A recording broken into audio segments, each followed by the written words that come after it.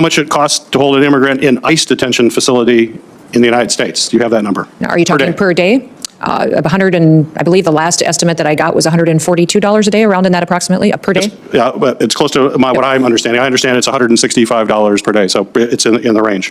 I'm still waiting for detailed financial information from this administration from my time to Guantanamo Bay. In fact, a letter with Ranking Member or Chairman Paul. What started as a budget question turned into a sharp warning about transparency, legality, and how far executive power can stretch before Congress pushes back. If you want reporting that goes beyond the shouting and actually explains what is happening inside Washington, make sure you subscribe right now so you do not miss our next breakdown. I'll do that. Thank you. Thank you again, Secretary Noem, for being here. I just want to follow up briefly with Chairman Paul's questions about the cost of the wall, the billions of dollars that are going to be put forward. We do have to have accurate numbers so that we could look at that for funding it. But I would hope you also take a look at all of the cost of a wall, because there are a lot of other secondary kinds of defenses you have to put forward. I was at the wall. I've been with security folks. They tell me that a lot of the cartels have designed very sophisticated technologies to get over the wall. They're called ladders and they're called ropes.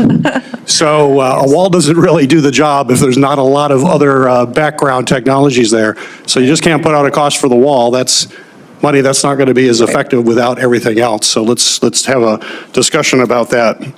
For the first time in U.S. history, the federal government, at the direction of President Trump, is moving immigrants apprehended and detained in the United States on civil immigration charges to Naval Station at Guantanamo Bay, which I know you're very familiar with.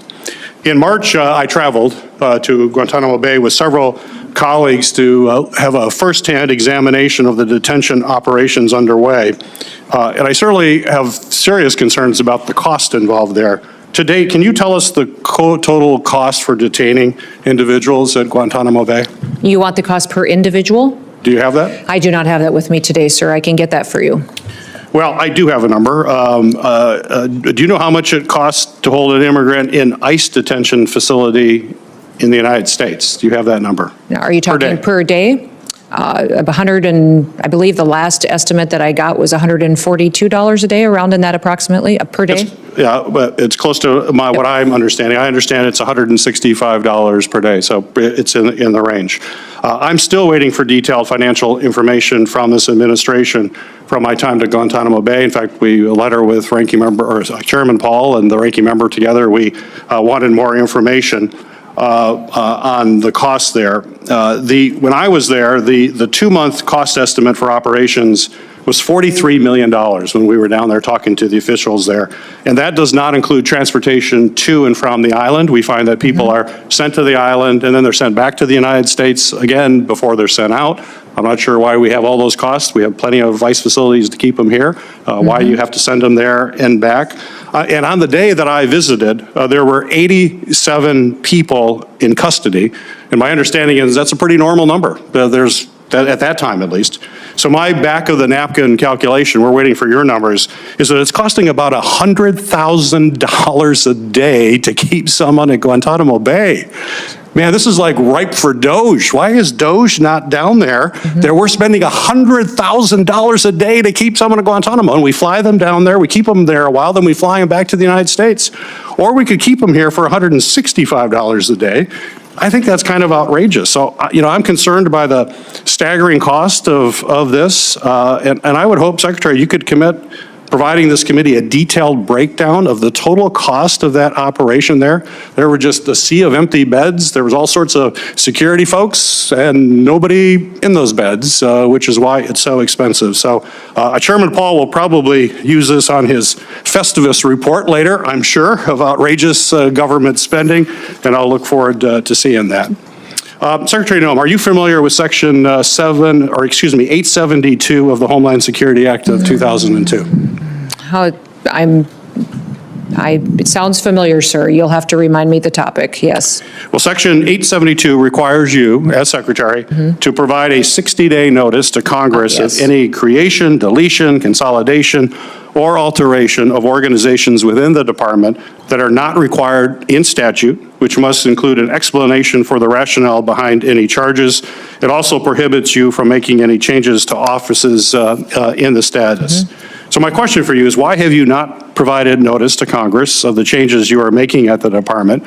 And will you be doing so in the near future? And will you include intended reduction in forces in that? For example, you've already terminated virtually the whole Civil Rights and Civil Liberties Office staff without any communication to Congress about your intent. And the only letter yesterday claiming all of the statutory responsibilities would be met, you sent a letter, but it conflicts certainly with the whistleblower disclosure that I received last week. So please explain to the committee why you are not following this law. Well, Senator, we are following that law. Those offices that you referenced are still open and functioning and providing their duties as required, but they have been right-sized. Many times the Office of Civil Rights and Civil Liberties, or the Ombudsman Office, which you and I visited about before, had grown quite expansive. They were used as a political tool, suing and attacking each other and censoring individuals and not doing the job for which they were created. So we've right-sized them, put them back on mission, and if there would be an instance to where notification is required, I certainly will follow that. Time has expired. Senator Moreno. Thank you again.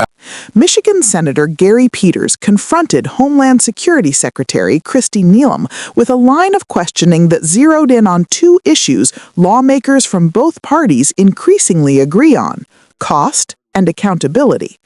Peters began by revisiting the price tag of border wall construction, stressing that raw numbers alone do not tell the full story.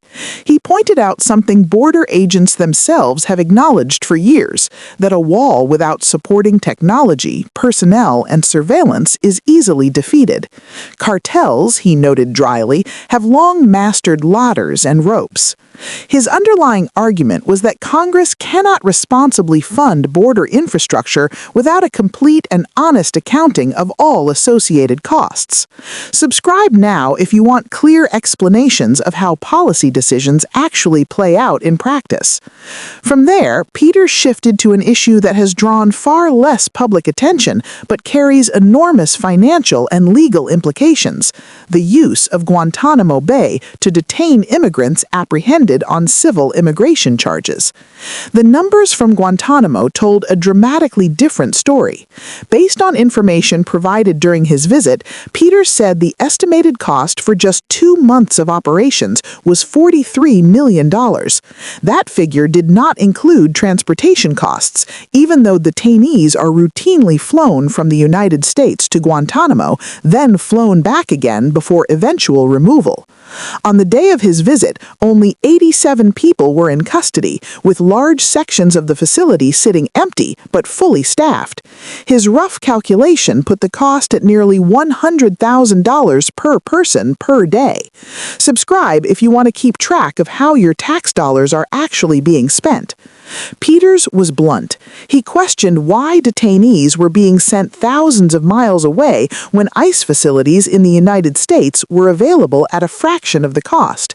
He called the spending outrageous and said it appeared tailor-made for a future government waste report.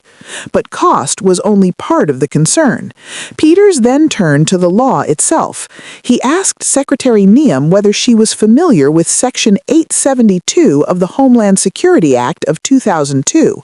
That section requires the Secretary to provide Congress with 60 days' notice before creating, eliminating, consolidating, or significantly altering offices within the department that are not explicitly required by statute. It also requires an explanation for the changes and prohibits acting before that notice period expires. This is not a technical rule. It exists to ensure Congress retains oversight over the structure and mission of the department it funds. Peters accused DHS of violating that law by making sweeping internal changes without notifying Congress.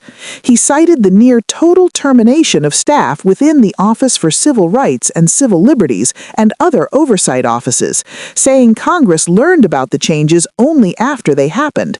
He also referenced a whistleblower disclosure that directly contradicted assurances DHS sent sent to lawmakers. Subscribe now if you want continued coverage of congressional oversight battles that rarely make headlines but shape government power. Secretary Noem responded that DHS was following the law. She said the offices in question remain open and operational, but have been right-sized. She argued they had grown too large, strayed from their original mission, and in some cases had been used as political tools rather than functional oversight bodies. According to Noem, the restructuring was meant to refocus these offices on their core responsibilities, not eliminate them. If you want reporting that connects these dots and explains why they matter beyond partisan politics, make sure you subscribe and share this video. The confrontation ended with Peter's time expiring, but the questions did not go away. He made clear he expects detailed financial breakdowns and formal explanations for departmental changes, not general assurances.